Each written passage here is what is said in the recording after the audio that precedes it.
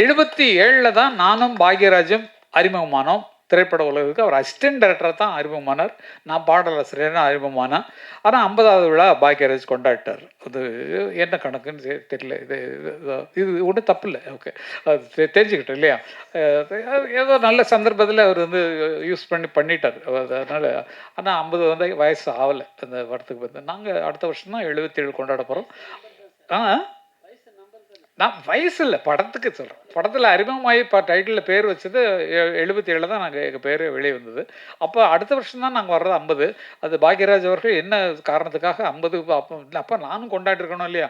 வேணாம், அது வேண்டாம், நல்லபடியாக அது இருக்கோம். அதுவே பெரிய விஷயம். 50 வருஷம் இருந்திருக்கோம்.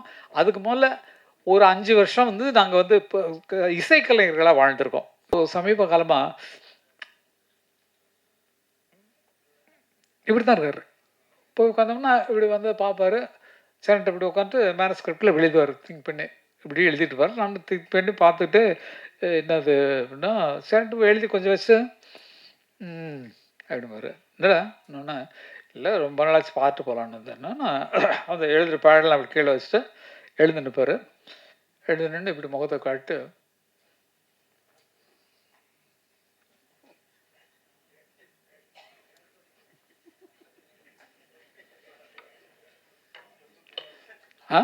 அப்படின்பாரு. அப்போ பார்த்துட்டு இல்லை போடான்னு சொல்கிறியா நீ அப்படின்னு.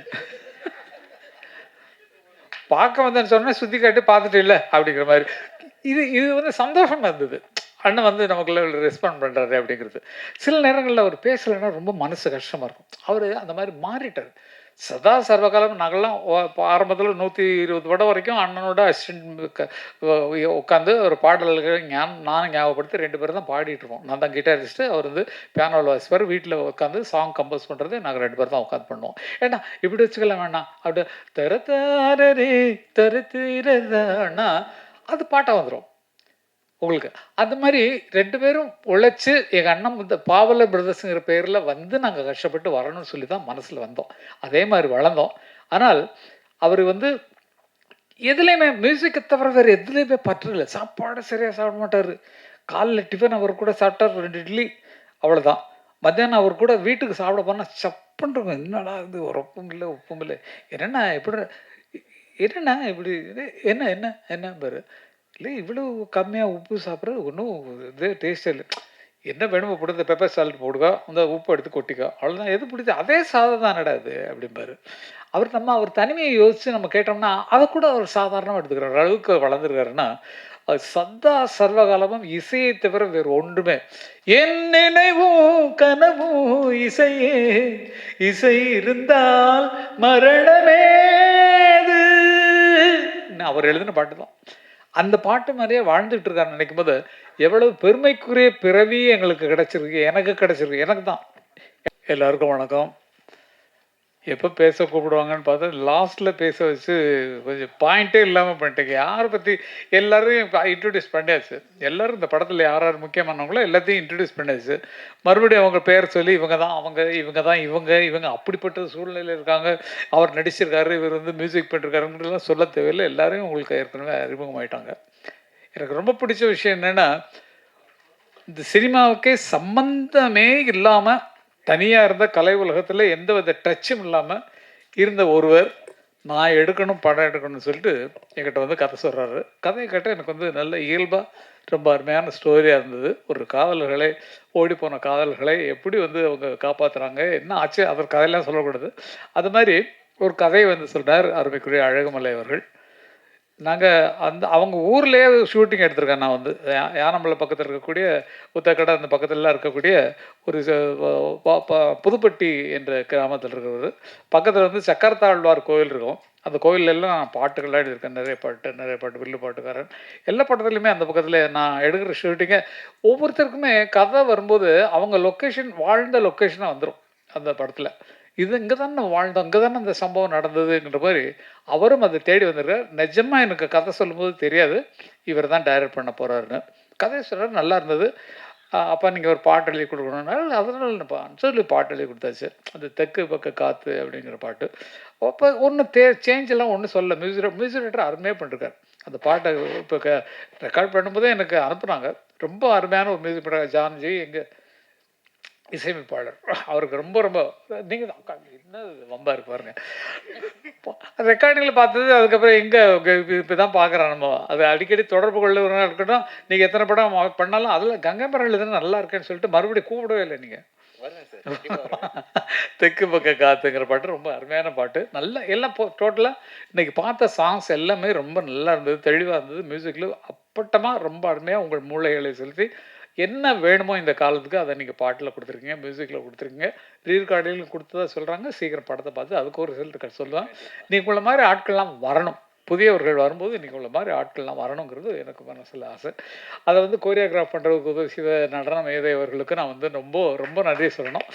எல்லா பாட்டுமே ரொம்ப கிளியராக பண்ணிருக்கிறீங்க. அது மிக சிறப்பாக எடுத்த ஒளிப்பதிவாளருக்கு நான் நன்றி சொல்லணும்.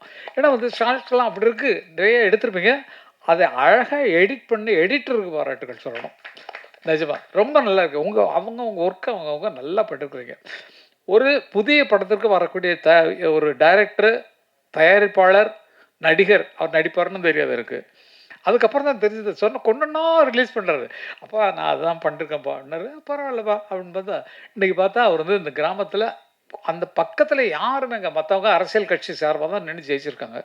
ஒரு கிராமத்தை இந்த இடத்த வந்து இவரை தவிர வேறு யாருமே இல்லை, இவரை மாதிரி உதவி பண்ணுறவங்களுக்கும் போராடுறதுக்கும் வேறு யாருமே இல்லைங்கிற அளவுக்கு ஊரில் துணிச்சலாக வாழ்ந்து கொண்டிருந்த ஒரு மனிதனை இன்னைக்கு வரைக்கும் வச்சுருக்காங்கன்னு சொன்னால் அது அவருடைய ஆற்றல் தான். நிஜமா அந்த பக்கத்தையே கையில் வச்சுருக்காரு. அந்த மாதிரி கோவக்காரன்னு சொன்னாங்கன்னா அவர் கோவத்தை நான் பார்க்கல. எத்தனை பேர் அடி வாங்கினீங்களும் தெரியல.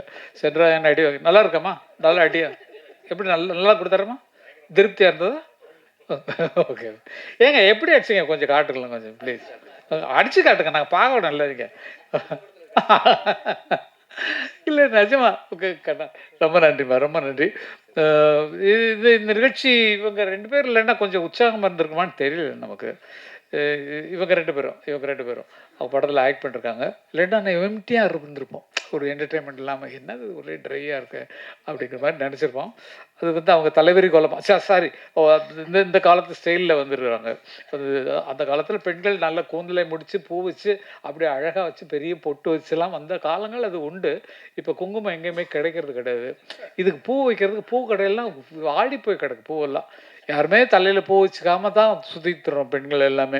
காலைல கோலம் போட்ட காலமெல்லாம் போச்சு, எல்லாம் கல்ச்சரே மாறி போச்சு அப்படிங்கிறது உண்மையான ஒன்று.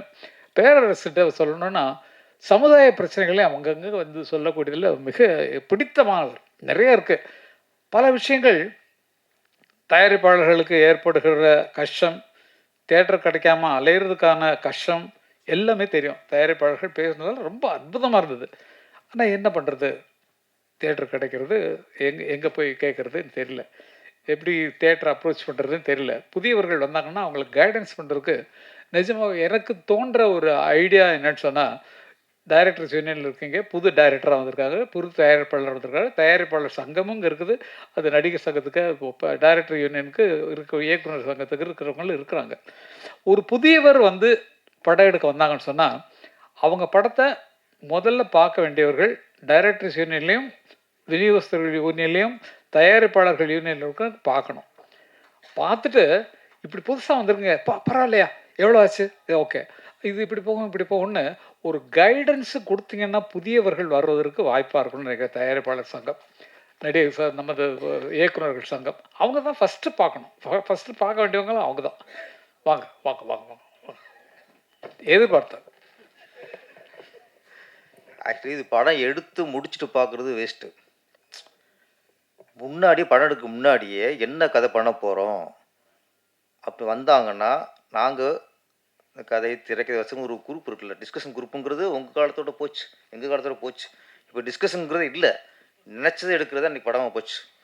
அவங்க நினச்சி எடுக்கிறனால தான் இன்றைக்கி படங்கள் தரம் இல்லாமல் வருது. அப்போ யார் வந்தாலும் சரி, எங்கள் இயக்குனர் சங்கம் சார்பாக நாங்கள் ஒரு குரூப்பை கூட அனுப்புகிறோம், கதையை சொல்லுங்கள், அவங்க வழி நடத்துவாங்க. அப்போ ஃபஸ்ட்டு அடித்தளம் அஸ்திவாரங்கிறது கதை தான். நீங்கள் கதையை சரி பண்ணால் தான் அதுக்கடுத்து நம்ம வந்து கிளைமேக்ஸ் போகிறோம், ஃபஸ்ட்டு பிகினிங்க்கு வரணும். அதனால் எங்கள் இயக்குனர் சங்கம் யார் புதுமுக இயக்குனர் வந்தாலும் உங்களுக்கு கதையை சரிப்படுத்துவதற்கு வந்தாங்கன்னா நாங்கள் ரெடியாக இருக்கோம். ஓகே, இயக்குனர் தயாரிப்பு சங்கமும் இன்றைக்கி வழிநடத்த ரெடியாக இருக்காங்க. ஆரோக்கியமான சினிமா தீவு மலரும். அது கொஞ்சம் சிக்கல் கண்ணா. ஏன்னா வந்து உங்கள் டைரக்டர் சீனில் வந்து சொன்னோம்னா புதுசாக படம் எடுக்கிறவங்க அந்த சீனை தூக்கி வச்சுட்டாங்கன்னா நாங்கள்லாம் ஒன்றும் பண்ண முடியாது. ஐயோ அந்த சீன் நல்லா இருக்கே, அடுத்து நமக்கு வருது அந்த கேரக்டர் அப்படியே இங்கே வச்சுக்கலாமே அப்படின்னு சொன்னால் பண்ண மாட்டாங்க. சும்மா நான் வேடிக்கைக்காக சொல்கிறேன். எல்லாரும் சுய சிந்தனையில் உள்ளவங்க. ஆனால் ஆமாம்மா நான் தான் சாட்சி. ஏன்னா நல்லா இருந்துச்சுன்னா அந்த படம் லேட்டாக எடுப்பாங்க ஒரு காலில், அந்த சீன் நல்லா இருந்ததில்ல அதை தூக்கி அந்த அந்த இதை நம்ம மாற்றி பண்ணிவிடுவோம். அவங்க கிராமத்தில் எடுத்தாங்களோ 2 பேர் ஓடினாங்கன்னு நம்ம டவுனில் வச்சுக்கோம் அப்படிங்கிற மாதிரி மாறிடலாம். அதனால் அது அது சரியாக இருக்குமான்னு கொஞ்சம் யோசிங்க. வேற ஒன்றும் சொல்கிறதுக்கு இல்லை சார். அவ்வளோதான். நிஜமாக சொல்கிறேன். இந்த படத்தை ஃபஸ்ட்டு வந்து அழகுமலை அருமைக்குரிய மூத்த பிள்ளை அவங்க வந்து எடுத்துருக்க இந்த புதிய படத்தை நல்லா எடுத்துருக்க டேக்கிங் சைட்லாம் ரொம்ப நல்லா இருக்குது. ஏன்னா எத்தனை பேர் உதவி செஞ்சதில் அது ரொம்ப குளுமையாக அழகாக வந்திருக்குது. புதுமுகங்கள் நடித்திருக்கிறார்கள்ங்கிறத மட்டும்தான் வச்சுருக்காங்களே தவிர மற்றபடி நம்ம எதிர்பார்ப்பு எல்லாமே அந்த படத்தில் இருக்கும். ஏன்னா கதையை கேட்டுக்க கதை நல்லா இருக்குது. ஆகவே இந்த மாதிரி வரக்கூடிய புதிய தயாரிப்பாளர்களுக்கு உதவியாக தயாரிப்பாளர் சங்கம் மூலமாகவே இதை விலைக்கு வாங்கக்கூடிய அளவுக்கு ஆட்கள்லாம் இருக்கிறீங்க. நிஜமா நீங்களாம் சேர்ந்தீங்கன்னா இந்த மாதிரி படங்களை குறைஞ்ச விலை தான், சிக்கனமாக தான் எடுத்துருக்காங்க. இதை எடுத்து வியாபாரம் பண்ணி அதில் வர லாபத்தை நம்ம தயாரிப்பாளர் சங்கத்துக்கு போட்டு புதிய இயக்குநர்கள் உருவாக்கலாம். அது அவங்களும் சரி இவங்களும் சரி எல்லாம் சேர்ந்து. ஏன்னா இது ஒரு ஐடியாவாக தான் சொல்லணும். ஏதாவது ஒன்று கோர்த்து விடணும் இல்லையா நம்ம. இல்லை ஐடியா வேறு ஒன்றும் தோணல் சார். அதாவது புதுசாக படம் எடுக்கிறவங்க தவிக்கிற தவி பார்த்தா ரொம்ப கஷ்டமாக இருக்குது. டிவிக்கு விற்கிறதுக்கு பாடுபடுறாங்க, ஓடிடிக்கு போகிறதுக்கு கஷ்டப்படுறாங்க, எல்லாமே இருக்குது. அப்புக்குட்டியில் நடித்த படம் போய் நேஷ்னல் அவார்டு வாங்கி அவர் வந்து பெரிய ஆர்டிஸ்ட், சும்மா சாதாரணமாக உட்காந்துருக்காரு. அவர் நேஷ்னல் அவார்டு போய் வாங்கியிருக்காரு. நேஷ்னல் அவார்டு கமிட்டியில் போய் சிபாரிசு பண்ணுறது பேசுகிறதுங்கிறது எவ்வளோ கஷ்டம்னு நேஷ்னல் அவார்டு கமிட்டியில் இருக்கிற எனக்கு தெரியும். ரொம்ப கஷ்டம். அந்த மாதிரி இடங்களில் வந்து மீறி வந்திருக்காங்கன்னு சொன்னால் அவர்களுடைய திறமையினால் வந்திருக்காங்க. அது மாதிரி இது நேஷ்னல் அவார்டு வரலன்னா கூட பரவாயில்ல, நம்ம தமிழ்நாட்டு அவார்டு நிச்சயமாக கிடைக்கணும். அதேமாரி ஒரு மொழி படம் தான் எடுத்திருக்காங்க. இது தமிழில் மட்டும்தான் எடுத்திருக்காங்க. பல மொழிகள் எடுத்திருந்தால் இங்கே கொஞ்சம் அங்கே கொஞ்சம்னு போட்டு அவங்களுக்கு செலவு கம்மி தான். அவங்க எடுத்த படமே செலவு கம்மியான படம் தான். அவங்களுக்கு போட்டது முதல்ல வரணும்னா அது இன்னும் விளம்பரத்துக்கு சேர்க்கணும். பணத்தை எவ்வளோ விளம்பரம் பண்ண போகிறோம், இப்போ எத்தனை பிஆர்ஓஸ் நம்ம கவனிக்க போகிறோம்ல. அவங்க கவனிக்கலைனாலும் அவங்க வந்து இருக்கிறத எழுதிடுவாங்க. வேண்டியவங்களுக்கு நல்லா தான் எழுதுவீங்க. நம்ம ப்ரெஸ்ஸை சொல்லணும்னா அவ்வளோ தூரம் எல்லாத்துக்கும் ஊக்கப்படுத்துறதுக்கு, புதியவர்களை ஊக்கப்படுத்துறதுக்கு காத்திருக்கிறாங்கிறது. மியூசிக்கை பொறுத்த வரைக்கும் எந்த வித குறையும் சொல்ல முடியாது. ஆர்கஸ்ட்ரேஷன் பிரமாதமாக இருக்குது. யாரோ ஒருத்தர் பேத்தா சாங் ஒருத்தர் பாடினார். அவர் ரொம்ப அதுக்கப்புறம் நீங்கள் கூப்பிடவே இல்லை. அவரை கூப்பிட பாட்டு வருது. புதுமுகம் யாரோ பாடிருக்காரு. அந்த இது சின்ன பையன் ஒரு பையன் பாடிருக்கான். ட்ரெஸ்ஸை பற்றி சொல்கிறார் அவர் வந்து. என்னங்க அவங்கவுங்க எப்போ வயசானவுடனே எப்படிதான் நம்ம வந்து இந்த மாற்றிக்கிறதுங்கிறதுக்காக எல்லாரும் பாடுவாங்க. நான் நினச்சிருந்தா இங்கே பாருங்க, எனக்கு தாடி மட்டும்தான் நினச்சிருக்கு. தலையில் எங்கேயாவது நிற இருக்கா பார்த்தீங்களா? அப்போ அப்படி வயசில் இருக்கும்போது நான் இப்படி ஹீரோயின்லாம் வரும்போது நான் வந்து ஒரு மாதிரி என்னென்னா தாத்தான்னு சொல்லி கூப்பிட்டாங்கன்னா நான் என்னம்மா பண்ணுறது? ஏம்மா இப்படி பண்ணுறீங்க நீங்கள்? இந்த மாதிரி எல்லாம் திங்க் பண்ணாதீங்க. நல்லா வரட்டும். நீங்களும் சின்ன பிள்ளை தான், என்னை விட ரொம்ப சின்ன பிள்ளைங்க. நிஜமாவே இங்கே இருக்கிறதுலே வயசில் மூத்தவன் நான் தான் நினைக்கிறேன். ஆனால் வயசில் இளமையாக தெரிகிறது நான் தான் நினைக்கிறேன். நான் கொஞ்சம் நீங்களா சொல்லுங்கள் சார், நீங்களா சொல்லுங்கள். ஓகே பாருங்கள், இதுக்கெல்லாம் இது வேணும். இப்போ வந்து எனக்கு வயசானவனா நடிக்க வச்சுருக்காங்க ஒரு படத்தில். இந்த லெனின் பாண்டியன் அப்படிங்கிற சத்யஜோதி ஃபிலிம்ஸ். நாங்கள்லாம் ஆரம்பத்துலேருந்து ஃப்ரெண்ட்ஸ். அவர் சத்யா மூவிஸில் இருந்துள்ளது எல்லாத்துக்குமே. நானும் தியாகராஜனும் நாங்கள் ராம்குமாரும் ரொம்ப திக்கஸ்ட் ஃப்ரெண்ட்ஸு. அவங்க வந்து இந்த நான் நடிக்க போகிற படத்துக்கு வந்து லெனின் பாண்டியன் நடிச்சிட்டு இருக்கிற படம் முடிஞ்சு போச்சு. ரீ ரெக்கார்டிங் பண்ணிட்டாங்க, அண்ணன் மியூசிக் பண்ணி பாட்டெல்லாம் போட்டிருக்காங்க. அதில் வந்து வயசான கேரக்டராக எனக்கு கொடுத்தாங்க. ரொம்ப வயசான மாதிரி கொடுத்தாங்க. அதில் ஆமாம் ரொம்ப ரொம்ப ஓல்டு கெட்டப்பில் நடிக்க வேண்டியிருந்தது. அதனால் தலையும் நிறைய வெள்ளையெல்லாம் அடித்து அந்த வெள்ளை தான் இப்படி இருக்குது. நான் இது எடுத்தேன்னு சேவ் பண்ணால் கொஞ்சம் நல்லாயிருக்கும். அது மாதிரி இளமை வந்தோடனே யார் ஜோடின்னு நான் ஏன்னா இது பாரதி ராஜா அண்ணனுக்கு சொன்னப்பட்ட கதை. இந்த கதை என்னோட கேரக்டர், நான் ஆக்ட் பண்ணுற கேரக்டர் வந்து பாரதி ராஜா அண்ணா நடிக்கிறதுக்காக பண்ணுது. அப்போ தான் அவருக்கு உடம்பு சரியில்லாமல் போனதுனால அவரால் நடிக்க முடியலன்னா பாரதி ராஜாவுக்கு அப்புறம் யார் இருக்கா அப்படின்னு திங்க் பண்ண திரையுலகத்தில் என்னை தவிர வேறு யாருமே இல்லை. அந்த வயசில் வேறு யாருமே இல்லை. அதை சொல்கிறீங்க. அவர் அறிவு என்ன, அவர் ஆற்றல் என்ன, ரொம்ப கஷ்டமாக இருக்குது. அவர் இப்போ இருக்கிற மனநிலை பார்த்தா அது ரொம்ப கஷ்டமாக இருக்குது. என்ன பண்ணுறது? அதை யாராலையும் தடுக்க முடியாது. என்ன நடக்குதோ அதை நடக்கிறத ஏற்றுக்கொண்டு தான் ஆக வேண்டும் அப்படிங்கிறது. ஆறுதல் சொல்லி மாளாது. அந்த மாதிரி சாதனை பண்ணியவர்கள் என்ன அறிமுகப்படுத்தினா பெரிய. இப்போ அடுத்து வர 77வது வருஷம் தான் வந்து 67ல் வந்து படம் வந்தது. 77ல் படம் வந்தது 16 வயதில். அதில் வந்து நான் வந்து அது 50வது வருஷம். அண்ணன் 76ல் அன்னக்கிள்ளியில் வந்தார். அன்னக்கிள்ளியில் தான் அண்ணனுக்கு இன்னைக்கு 50வது வருஷம் ஓடிக்கு மே 10 அது அந்த படத்தினுடைய 50வது ஆண்டு விழா வருது.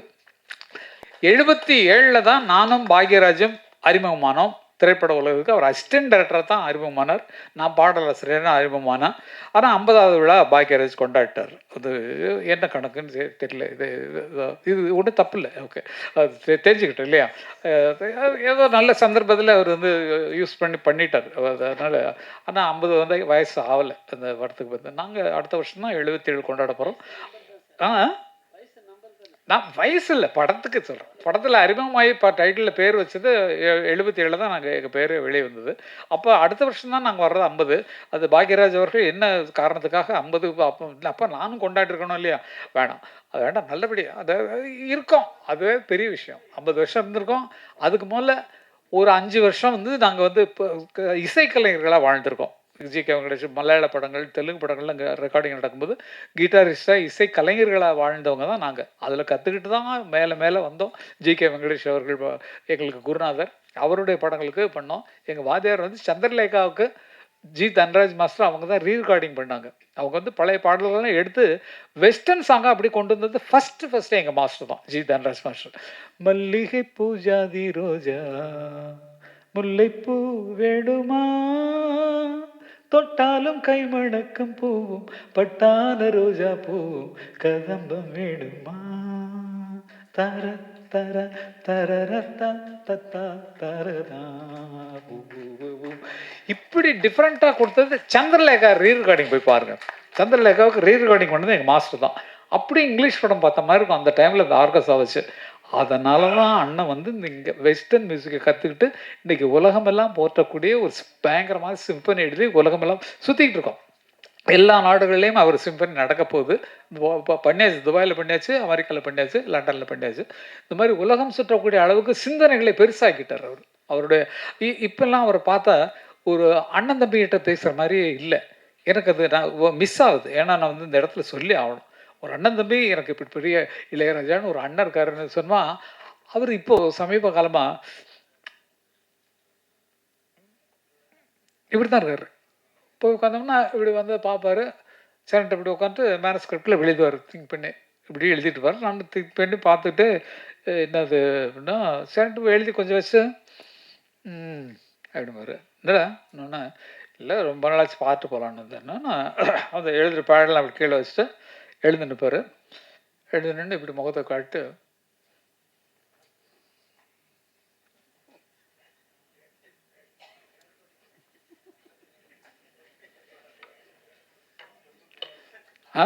அப்படின்பாரு. அப்போ பார்த்துட்டு இல்லை போடான்னு சொல்கிறியா நீ அப்படின்னு பார்க்க வந்தேன்னு சொன்னால் சுற்றி காட்டு பார்த்துட்டு இல்லை அப்படிங்கிற மாதிரி.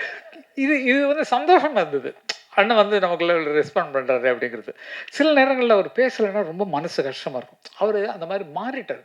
சதா சர்வகாலம் நாங்கள்லாம் ஆரம்பத்தில் 120 படம் வரைக்கும் அண்ணனோட அசிஸ்டன்ட் உட்காந்து ஒரு பாடல்கள் நானும் ஞாபகப்படுத்தி 2 பேரும் தான் பாடிட்டு இருப்போம். நான் தான் கிட்டாரிஸ்ட்டு, அவர் பியானோவில் வாசிப்பார். வீட்டில் உட்காந்து சாங் கம்போஸ் பண்ணுறது நாங்கள் 2 பேர் தான் உட்காந்து பண்ணுவோம். ஏன்னா இப்படி வச்சுக்கலாம் வேணாம் அப்படி தரத்தாரே தரத்தீரதானா அது பாட்டாக வந்துடும் உங்களுக்கு. அந்த மாதிரி 2 பேரும் உழைச்சி எங்கள் அண்ணன் பாவலர் பிரதர்ஸுங்கிற பேரில் நாங்கள் கஷ்டப்பட்டு வரணும்னு சொல்லி தான் மனசில் வந்தோம். அதே மாதிரி வளர்ந்தோம். ஆனால் அவர் எதுலேயுமே மியூசிக்கை தவிர வேறு எதுலேயுமே பற்றல. சாப்பாடு சரியாக சாப்பிட மாட்டார். காலைல டிஃபன் அவர் கூட சாப்பிட்டார் 2 இட்லி, அவ்வளோதான். மத்தியானம் அவர் கூட வீட்டுக்கு சாப்பிட போனால் சப்புன்ருக்கும். என்னடா இது உரப்பும் இல்லை உப்பும் இல்லை, என்னென்னா எப்படி என்னென்னா இப்படி என்ன என்ன என்ன பாரு இல்லை இவ்வளோ கம்மியாக உப்பு சாப்பிட்றது ஒன்றும் இது டேஸ்ட்டே இல்லை. என்ன வேணுமோ போடுறது, பெப்பர் சால்ட் போடுங்க, அந்த உப்பு எடுத்து கொட்டிக்கோ, அவ்வளோதான். எது பிடிச்சி அதே சாதம் தான் நடாது அப்படிம்பாரு. அவர் தனிமையை யோசித்து நம்ம கேட்டோம்னா அதை கூட அவர் சாதாரணமாக எடுத்துக்கிற அளவுக்கு வளர்ந்துருக்காருன்னா அது சதா சர்வகாலமும் இசையை தவிர வேறு ஒன்றுமே.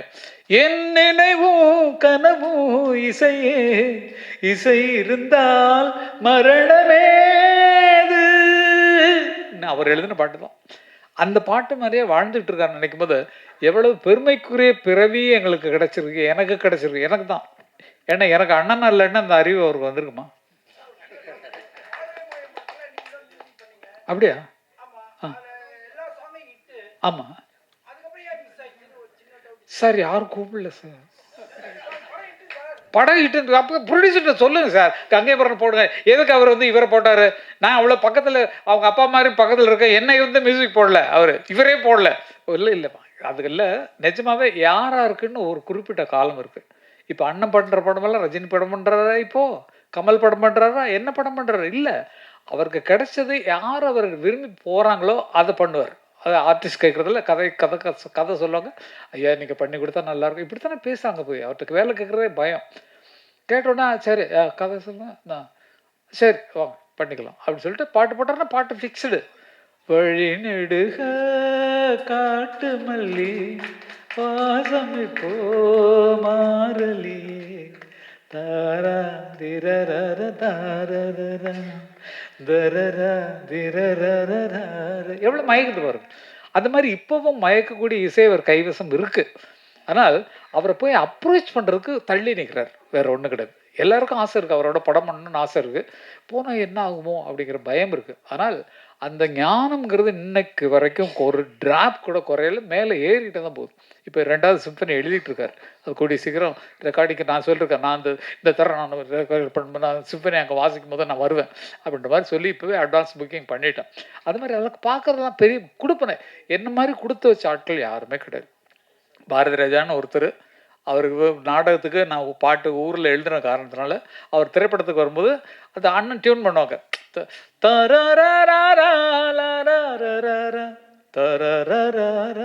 போட்டார்னா, அமர் இதுக்கு ஏதாவது வார்த்தை சொல்லு, சும்மா போய் டம்மியாக பாடி காட்டுக்கிறா டியூனு.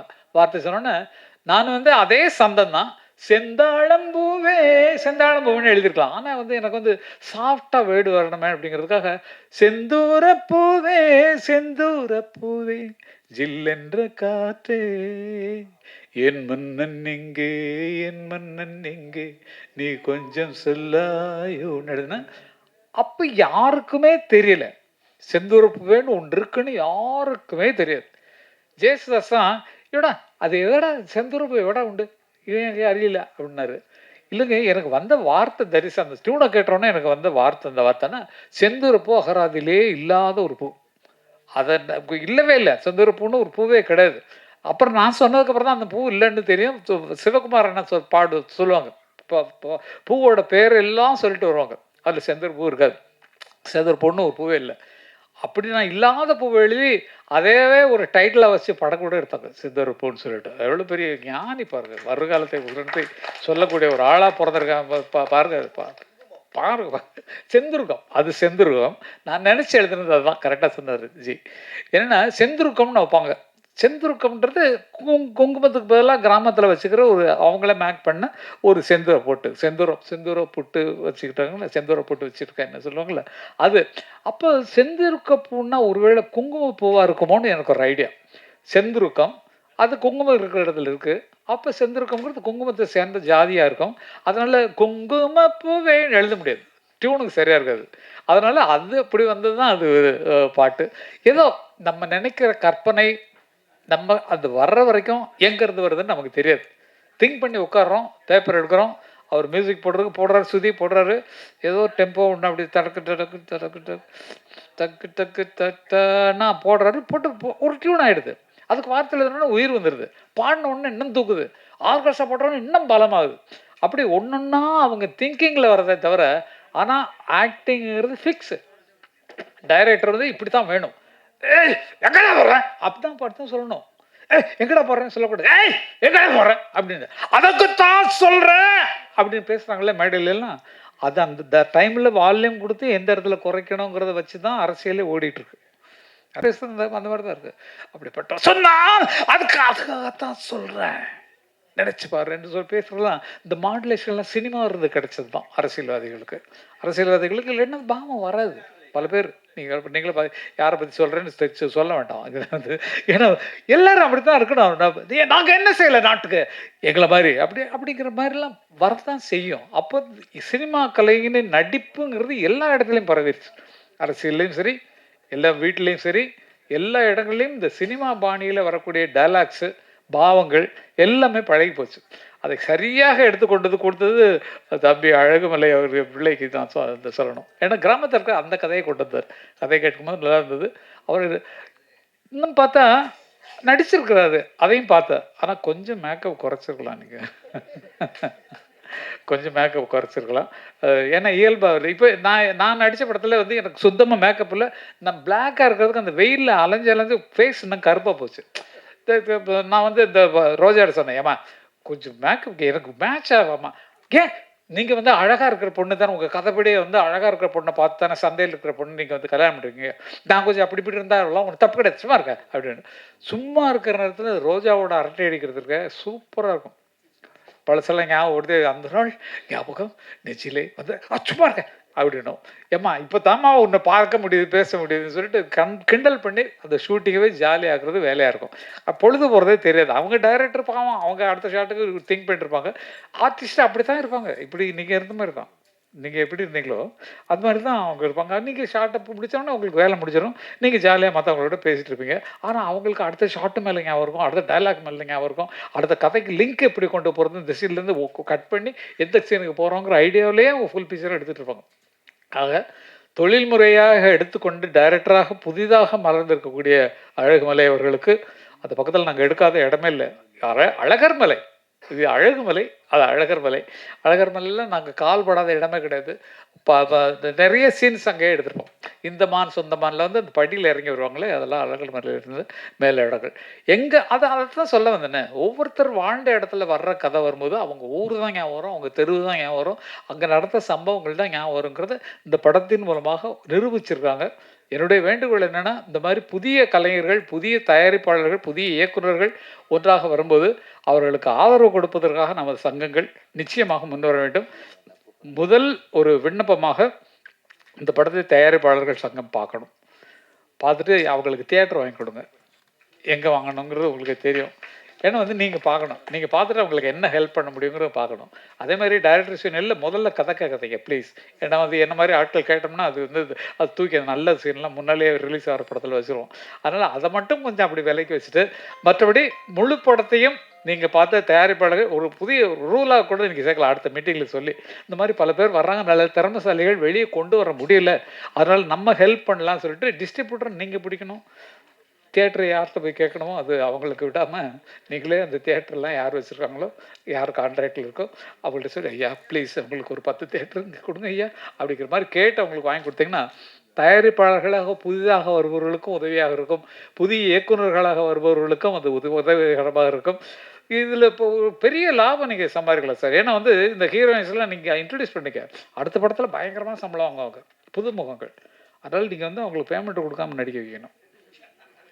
ஏன்னா நீங்கள் உங்களுக்கு இது அடையாளம் தானம்மா. இதுக்கப்புறம் வந்து நெக்ஸ்ட் இதுக்கு எவ்வளோ வாங்கினா உங்கள் அம்மா எவ்வளோ அக்கறையாக இருந்தாங்க உங்கள் மேலே, நான் பார்த்துட்டேன் சைடில். நீங்கள் அங்கே பேசிட்டுருங்க அப்படின்றாங்க. அப்படி அது இது அம்மாக்கள் வந்து அவங்கள காவல் காத்து அப்படி கொண்டு வர்றாங்க ஜம்முன்னு. நிஜமாவே எனக்கு அது சந்தோஷமாக இருந்தது. புள்ள மேலே எவ்வளோ அக்கறை அப்படிங்கிறது அப்படி தான் இருக்கணும். நீங்கள் உங்கள் வயசுக்கு தகுந்த மாதிரி தான் இருப்பீங்க. அவங்க ஷூட்டிங் வர வேண்டாம்னு சொல்லுவாங்க. ஏன்னா நீ ஜாலியாக சந்தோஷமாக இருக்கலாம். வரணுமா அம்மா வரணும். அவ்வளோ மோசமாக இருக்காங்களா மற்றவங்களாம்? அவ்வளோ நம்பிக்கை இல்லையா? ஓகேப்பா. இல்லை சும்மா ஜாதிக்கு ஏதாவது இவங்களுக்கு விஷயம் வேணுமேன்னு இருக்காது நான் சொல்கிறேன், வேற ஒன்றும் கிடையாது. அம்மா அவ்வளோ பொறுப்பாக இருக்கிறது தான் நல்லது. பார்த்துக்கணும், பொண்ணை பார்த்துக்கணும். ஆனால் இந்த காலத்தில் அப்படி இல்லைம்மா, எல்லாம் ஃப்ரெண்ட்ஸாக தான் பழகுறாங்க. நம்ம சும்மா தப்பாக நினைக்கிறோம். எல்லாம் ஃப்ரெண்ட்ஸாக பழகுறாங்க. இப்போ ஹீரோயினும் சரி, இவங்களும் சரி. நீங்களும் 2 பேரும் ஹீரோயினா 2 ஹீரோயினா ஓகே. அப்போ அவங்களுக்கு சௌகரியமாக இருக்கக்கூடிய குரூப்பு தான் பக்கத்தில் இருக்குது. அதனால் நம்பி விடலாம். இந்த காலத்தில் அப்படி இல்லை, எல்லாம் ஃப்ரெண்ட்ஸாக தான் பழகுறாங்க அப்படிங்கிறது உணர்ந்துக்கணும். அது மாதிரி வேறு என்ன சொல்கிறதுக்கு ஒன்றுமே இல்லை, எல்லாத்தையும் பேசியாச்சு. ஏதாவது இப்போ அவ்வளோதான். நீங்கள் இப்போ மியூசிக் பண்ணுறதை பற்றி கேட்டீங்க, அதுதான் அப்படி போயிருக்கு. பாட்டு எழுதுறதை பற்றி என்ன நல்ல பாட்டு கேட்டு தெற்கு பக்க காற்று அப்படிங்கிற மாதிரி அதில் ஒரு பாட்டு எழுத வச்சார். முன்னால் பாட்டு எழுதுனோம்னா சார் இன்னொரு ஆல்டர்னேட்டிவ் பல்லவி இருந்தால் நல்லா இருக்குமேனா, நிஜமாகவே அண்ணாயிட்டு எழுதின பாட்டு எல்லாமே ஃபஸ்ட்டே ஒரு பாட்டு போட்டுருவார். இப்போ ஒரு வார்த்தை சொல்லி பாடிடுவார். ஒரு உதாரணத்தை சொல்லணுன்னா, மாங்குயிலே மாங்குயில மட்டும் வந்துடும். மாங்குயிலே தன்னைத்தானே பாடுவார். அப்போ அந்த மாங்குயிலை பிடிச்சி நம்ம போனோம். அப்போ மாங்குயிலே பூங்குயிலே செய்தி ஒன்று கேளு, ஒன்னம்மாலையிட தேடி வரும் நாள் எந்த நாள். அப்ப நம்ம இஷ்டம்தான். கால தழுவி நிற்கும் கனகமணி கொலுசு எம்மா நானாக மாற இப்போ நினைக்குதம்மா மனசு. உள்ள இருக்குதுக வெளியே என்ன பேச்சு. புரிஞ்சதா? கால தழுவி நிற்கும் கொலுசு நானாக மாற இப்போ நினைக்குதம்மா மனசு. அட நீங்க உள்ள இருக்கிறீங்க வெளியே என்ன பேசு. மனசுக்குள்ள இருக்கிறீங்க எனக்கு கொலுசை பற்றி சொல்லிடுங்க காலில் கொலுசு மாதிரின்னு. அப்படிங்கிற மாதிரிலாம் எழுதியிருக்கேன். யாருமே இதை சொல்லவே இல்லை பாருங்க. இத்தனை பேர் இத்தனை தரம் கேட்டிருக்கீங்க. இந்த மனசு நஞ்சனரன் தான் வந்து விழுந்த நல்ல விதை தான். சந்திரனை தான் சாட்சியம் வச்சு சொன்ன கதை தான் சொந்த கதை தான். தோளை தொட்டு ஆற ஐயா சொர்க்கத்தில் சேர மாலை வந்து ஏற பொண்ணு சம்மதத்தை கூற சந்தனம் கரைச்சி பூசணும் எனக்கு முத்தையன் கணக்கு மொத்தமும் உனக்கு. இப்போ பாடும்போது தெரியுதில்ல உங்களுக்கு. ஏன் இந்த வார்த்தையை ரசிக்க மாட்டேங்கிறீங்க? எதுக்கு யூடியூப்ல இளையராஜா இசையமைத்த பாடல்கள் போட்டு எதுக்கு கங்கபரண எழுதின பாட்டு போடுறதில்ல? எங்க யூடியூப் பாட்டுகள் தேடி பிடிச்சி போடுங்க சார். நீங்க யார் எழுதுனாங்கன்ட்டு போடுங்க. எங்களுக்கு 2 பேரால தான் உருவாக்கப்பட்டது. நல்லது யோசிங்க. இளையராஜா டியூன் கொடுக்க நாங்கள்லாம் பாட்டு எழுத. சிந்திய வெண்மணி சிப்பியில் முத்தாச்சு என் கண்ணம்மா செந்நிற மேனியில் என் மனம் பித்தாச்சு சேலாடும் கண்ணில் பாலூரும் நேரம் செவ்வானம் எங்கும் பொன் தூவும் கோலம் சிந்திய வெண்மணி சிப்பியில் முத்தாச்சு எழுதுறோம். அப்ப இவ்வளவு ஆழமான பாட்டை கவனிக்கிறதில்ல. நீங்க வெறும் டியூனை கேட்டு விட்டுருங்க. உள்ள பாருங்க என்ன கஷ்டப்பட்டு எழுதியிருப்போங்கிறது. எந்த பாட்டுமே பார்க்கும்போது தான் கேட்கும்போது தான் தெரியுது. இப்போ தான் கேட்குறேன் அதிகமான பாட்டு. என்னோட பாட்டு கேட்கும்போது பரவாயில்லையே நம்ம நல்லா. நான் இலக்கணம் இலக்கியம் படிக்காதவன். இலக்கணம் இப்போ ஒரு 8வது வயசு 8வது வகுப்பு தாண்டலை. இளையராஜாவும் 8th ஸ்டாண்டர்டு, பாரதிராஜாவும் 8th ஸ்டாண்டர்டு, நானே 8th ஸ்டாண்டர்டு. அதுக்கு மேலே படிப்பு ஏறல. படிப்பு பிடிக்கல. எங்கள் அண்ணெல்லாம் எங்கள் அண்ணன் பாவல வரதராஜன் பாஸ்கரனா ராஜா அண்ணன் 3 பேரும் சேர்ந்து நம்ம வீட்டில் ஒரு ஆள் படித்தவங்களா இருக்கணும்ப்பா, நீ வந்து தயவுசெய்து நீ படிப்பை கண்டினியூ பண்ணனா.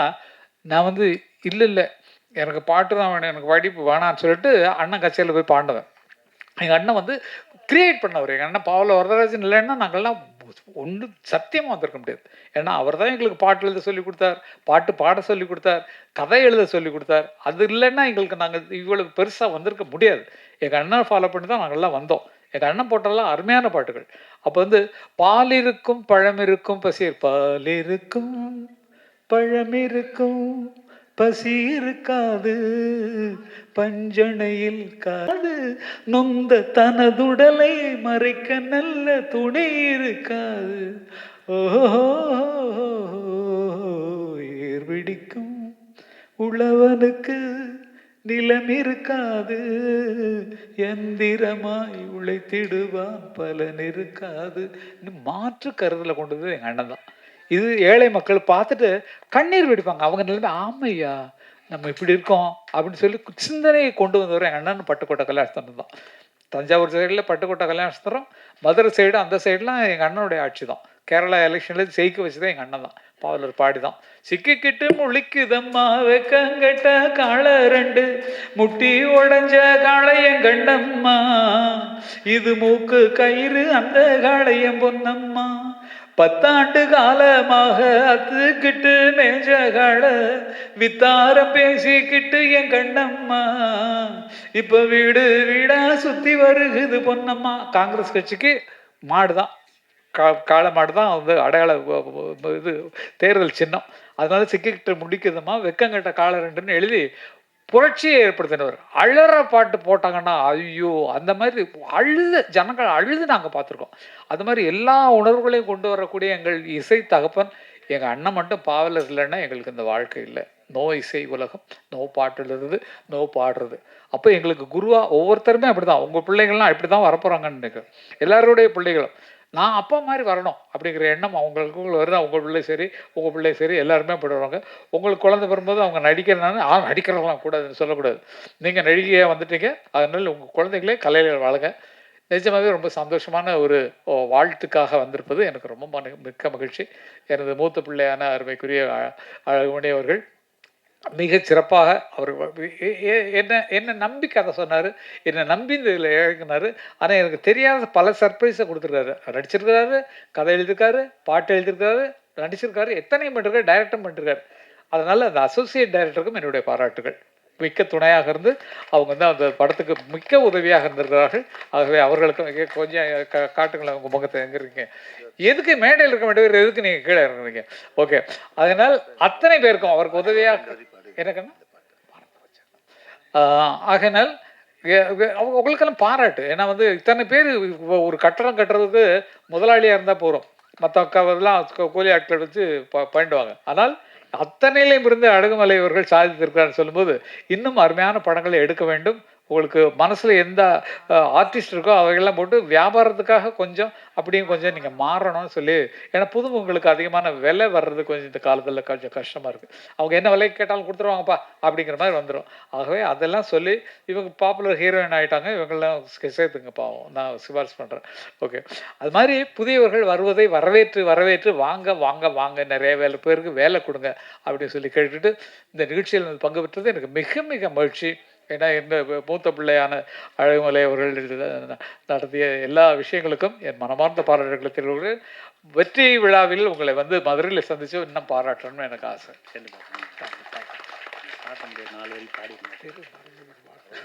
வார்த்தையெல்லாம் மறந்து போச்சு. ஏன்னா இந்த படத்தின் பாட்ட அந்த இது என்ன குழந்தை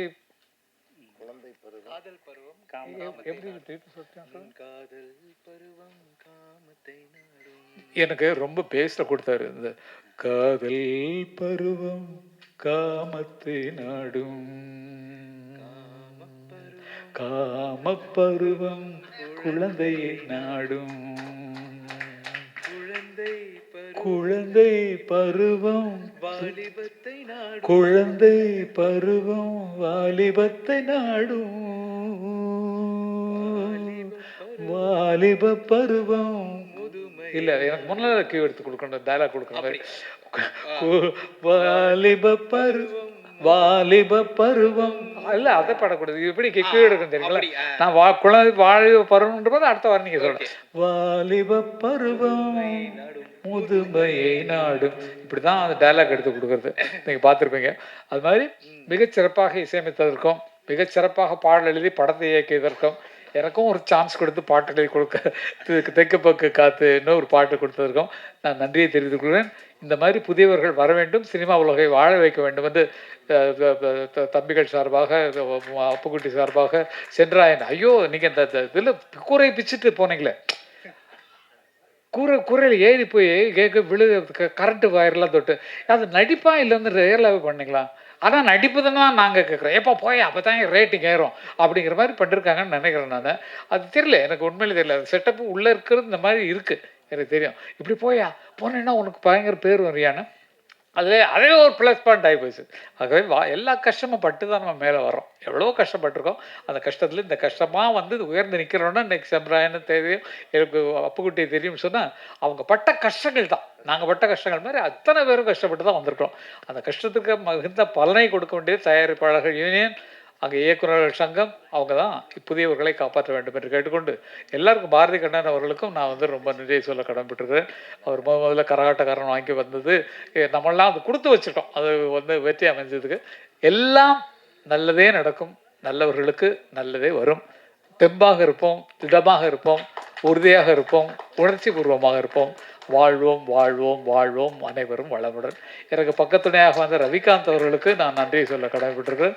அவர் எனக்கு மிக நெருங்கிய ஒரு பிள்ளை. அவர் வந்து எங்கே போனாலும் என்னை விட மாட்டார், தனியாக விட மாட்டார். எனக்கு கொஞ்சம் வயசு இப்போ 47 ஆகுது. அந்த 47 வயசில் நமக்கு கொடுத்தா என்னது என்னாச்சு 47 வயசுலேயே எனக்கு இந்த மாதிரி கொஞ்சம் ஒரு சின்ன ப்ராப்ளத்தினால இந்த எலெக்ஷனில் நின்னா அதில் கொஞ்சம் இருக்கிறதுனால காலில் கொஞ்சம் இப்போ தான் ட்ரீட்மெண்ட்டுக்கெலாம் போயிட்டு வரேன். 47 வயசுலேயே இப்படி இருக்கேன்னு நீங்களாம் ரொம்ப சந்தோஷப்படும். 47 வயசு தான் சும்மா பார்த்துங்க. ஓகே, ரொம்ப நன்றி. வாழ்க அனைவரும் என்று வாழ்த்து விடைபெறுகிறேன். நன்றி, வணக்கம், தேங்க்யூ. Okay, thank you.